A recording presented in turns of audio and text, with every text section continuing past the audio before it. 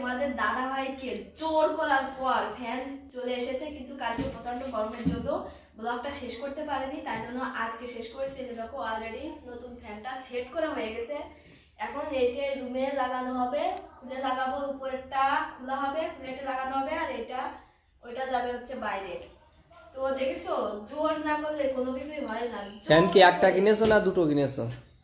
না, দুটো কিনেছি, আর একটা হচ্ছে আমার টেবিল ফ্যান কিনেছি, কারণ রান্না বান্না করতে গেলে আমার ফ্যানটা লাগবে, তাই জন্য জোর না করলে আসলে হতো না, তাই জন্য দেখো।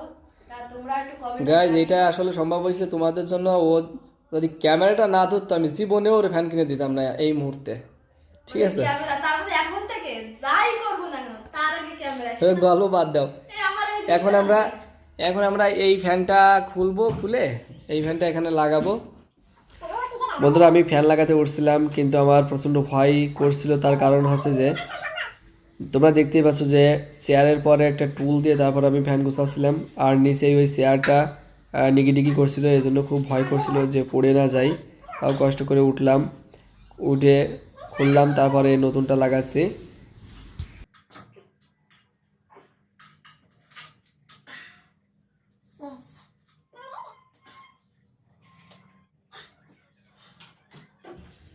গাইস, বন্ধুরা অবশেষে করলাম, দেখি হয় কিনা। এখন আমি সুইচটা দিয়ে দেখবো যে ফ্যানটা ঘোরে কিনা। সুইচটা দিলাম আর ফ্যান তো সেইভাবে ঘুরছে, অনেক ভালো লাগলো। এবার আমি সেই আগের ফ্যানটা আমাদের ডাইনিংয়ে লাগাবো, এই জন্য উঠলাম। আর এই ফ্যানটা লাগাতে যে আমার বেশ খানিকটা কষ্ট হয়েছিল, কারণ এই ফ্যানটা লাগাতে যে একটু ঝামেলা হচ্ছিল। আর তোমরা দেখতে পাচ্ছ বিভিন্ন জিনিসপত্র তোমাদের দিদিভাই আমাকে এগিয়ে দিচ্ছে। ফ্যান লাগানো কমপ্লিট। এবার আবারও আমি সুইচটা দিয়ে দেখবো যে আসলে ফ্যান ঘোরে কিনা। ওহ, ফ্যান ঘোরা শুরু হয়ে গেছে। তো বন্ধুরা, আমাদের ফ্যান লাগানো কমপ্লিট, এখন শুধু হাওয়া খাবো। হাওয়া খাবার আর একটা দাও, কি ফ্যান কিনেছি সেটা?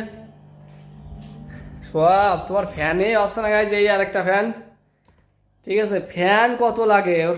এটা আমার টাকার ফ্যান, এটা কিন্তু আমার টাকার ফ্যান। এই গল্প একটু কমাই দিও। তোমার টাকা মানে? আর আচ্ছা ঠিক আছে, তোমার টাকা। তো গাইজ, আজকের এই ব্লগটি কেমন লাগলো অবশ্যই কমেন্টে জানিও, ঠিক আছে? সকলে ভালো থেকো, বাই বাই।